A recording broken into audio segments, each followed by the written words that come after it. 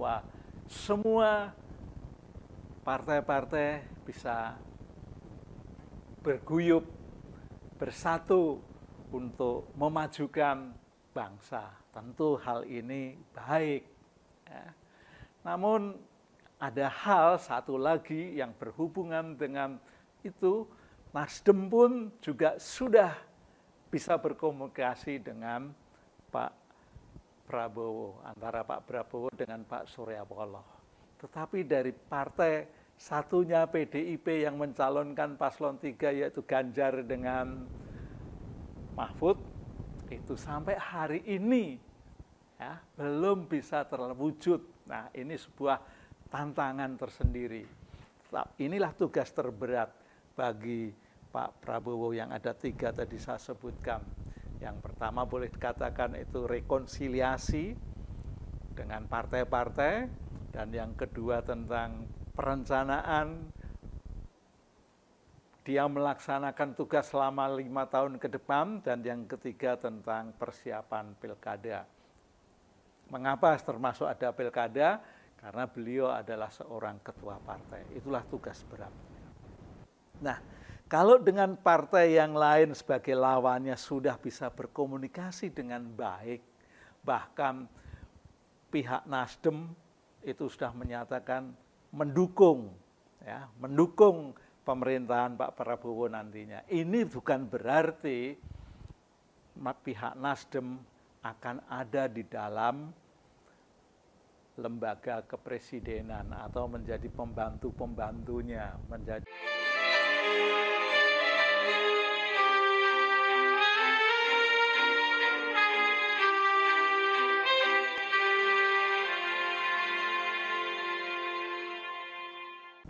tentang pemilihan Presiden Republik Indonesia dan wakilnya, wakil presiden, sudah selesai karena sudah diputuskan oleh MK dan KPU. Dan yang dinyatakan pemenangnya adalah paslon nomor 2, yaitu calon presiden Prabowo Subianto dan Gibran. Nah, ini artinya Pak Prabowo selaku presiden terpilih mulai saat ini memiliki tugas yang berat. Setidaknya ada 3 hal yang perlu dia selesaikan, dia pikirkan baik-baik, baik itu tentang presiden yang akan dilantik pada bulan Oktober dan masalah pemilihan kepala daerah yang juga akan berlangsung pada bulan November. Satu hal lagi yaitu masalah rekonsiliasi.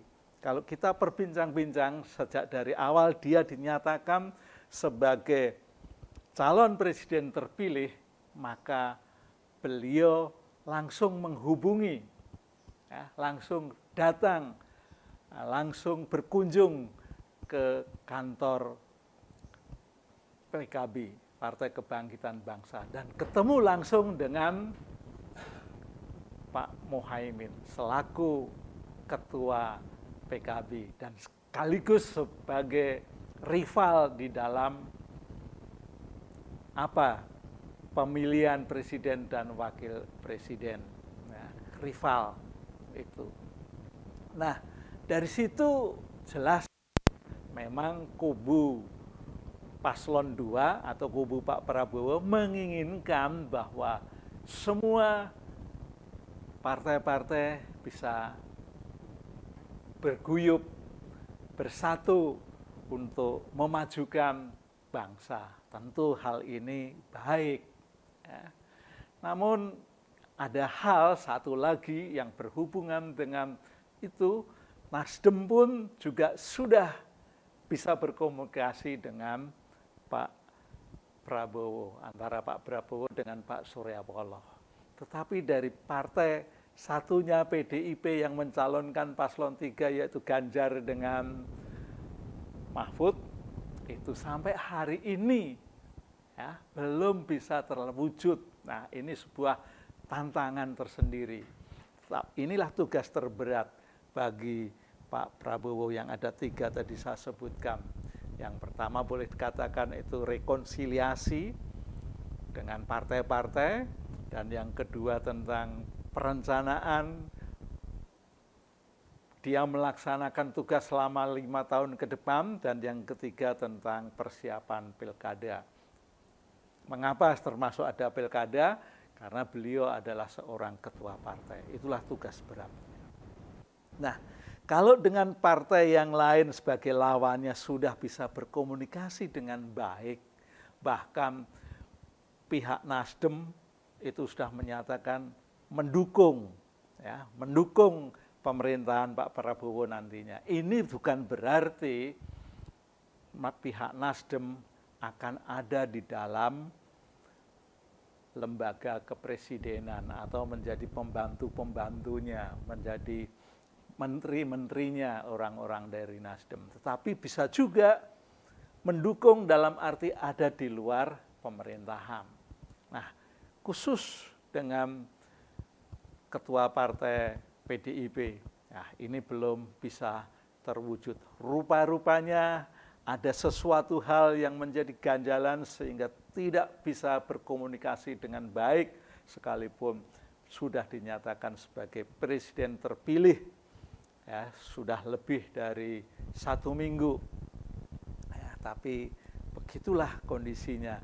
Karena memang ada sesuatu hal yang menjadi ganjalan. Apakah itu karena presiden yang ikut cawe-cawe itu yang sampai hari ini juga belum bisa berkomunikasi dengan partainya sendiri.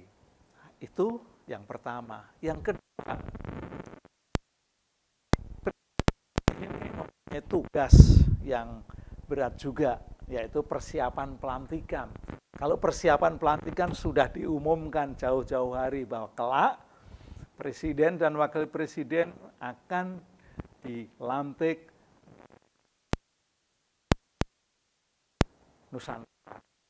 Nah, jadi jelas itu. Dan mungkin ada persiapan setiap administrasinya yang tidak begitu. Yang lain yaitu pembentukan. Nah, ini kan nanti hak prerogatif dalam memilih menteri-menterinya maupun pejabat-pejabat tinggi negara yang ada di badan-badan negara itu sendiri. Nah, tentu saja bisa konsultasi dengan wakil presidennya. Nah, namun demikian sampai hari ini kita mendengar ada titipan-titipan, ada desakan-desakan untuk dari partai X sekian menteri, dari presiden sekian menteri. Nah, ini juga membuat hal yang berat bagi presiden terpilih di dalam menyusun struktur kabinetnya. Lalu yang masih berkait dengan tugas kepresidenan ini, presiden terpilih juga sudah melakukan memperkuat koalisi. Dia mesti berbincang-bincang dengan tokoh-tokoh pendukung atau partai-partai pendukung seperti Golkar. Ya, ini pasti sudah saling berkomunikasi dengan baik. Tetapi selain itu, presiden terpilih Prabowo juga melakukan komunikasi dengan, tadi sudah saya sebutkan, dengan PKB yang begitu dinyatakan bahwa dia terpilih sebagai presiden terpilih, langsung berkomunikasi dengan Partai Kebangkitan Bangsa. Nggak lama kemudian juga dengan Partai. Nah, ini artinya dia membangun koalisi. Ya. Apakah nantinya betul-betul terwujud dalam koalisi sehingga di pemerintahannya kuat, di legislatifnya juga kuat. Ini nanti akan kita lihat pada saat setelah dia dilantik. Lalu hal yang perlu kita ingat, sebetulnya Pak Prabowo ini mestinya mengungkapkan gagasannya kepada masyarakat setelah dinyatakan itu apa sih yang menjadi visi utamanya, apa sih yang ingin dilakukan selama beliau menjalankan tugas selama 5 tahun itu. Tapi sampai saat ini belum tampak. Ya. Kalau saya hanya melihat masih sekedar hal-hal yang berhubungan dengan pelaksanaan debatnya dulu. Seperti ya layaknya calon-calon presiden yang lain, yaitu ada ketahanan pangan, ada perkembangan ekonomi, ada kesejahteraan sosial. Nah, itu semua sebetulnya sama dengan yang lain. Hanya mestinya itu bisa dipertajam. Apakah yang namanya makan gratis bagi anak-anak sekolah seluruh Indonesia itu menjadi prioritas tidak? Menjadi bagian yang utama tidak? Atau tentang mahasiswa-mahasiswa yang ingin disekolahkan ke luar negeri itu menjadi prioritas utama tidak? Ini sampai hari ini belum tampak, ya, sehingga masyarakat sebetulnya masih menunggu tentang itu. Jadi visi dan misinya itu masih belum dapat dianalisis oleh publik. Ya. Itu yang ketiga, yaitu tentang pilkada. Mengapa saya menghubungkan dengan pilkada? Ini juga tugas berat dari presiden terpilih. Karena beliau adalah seorang ketua partai yang boleh dikatakan cukup besar karena menduduki di parlemen pada posisi yang ketiga. Tentu dia harus menyiapkan kader-kadernya untuk di tingkat provinsi, untuk di tingkat kota dan kabupaten. Tapi sampai hari ini juga belum kelihatan apakah ini akan dilimpahkan kepada internal dari partai itu sendiri, apakah di wakil-wakilnya atau di bagian pemenangan pemilu atau di bagian kaderisasi, kita tidak tahu. Tapi yang jelas mestinya dia juga mengungkapkan. Sebab pada saat ini tentang pendaftaran calon gubernur, calon wali kota, calon bupati sudah dibuka oleh banyak partai. Nah, memang partai-partai harus menyiapkan jauh. Paling seru, tidak kalah dengan pemilihan presiden, yaitu masalah pemilihan gubernur yang ada di partai yang lain sudah mencoba mendengungkan, mengomunikasikan siapa-siapa yang bakal dikemukakan untuk calon gubernur.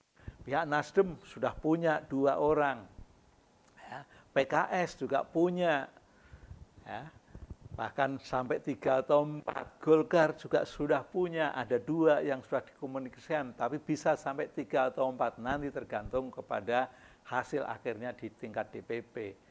Hanya Golkar, hanya Nasdem sendiri yang belum mewujudkan. Golkar juga punya calonnya untuk di pilkada DKI.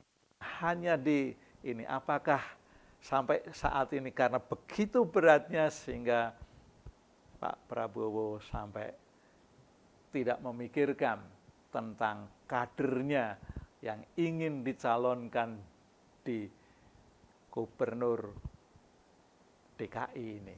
Karena itulah satu-satunya pilgub yang suasananya tidak kalah dengan suasana pilpres nantinya. Karena bagian integral dari Indonesia yang juga bisa menjadi mercusuar bagi Indonesia ke level yang lebih tinggi lagi.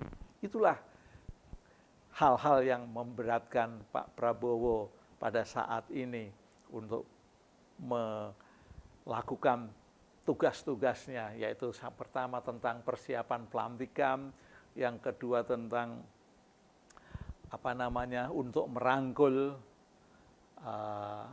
tokoh-tokoh politik, dan yang ketiga tentang menyiapkan kader-kadernya untuk menduduki calon-calon gubernur, calon-calon wali kota, dan calon-calon bupati. Itulah hal yang menjadi bagian kehidupan presiden terpilih yang justru sangat berat tugasnya pada saat ini. Oke, sampai ketemu pada kesempatan yang berbeda.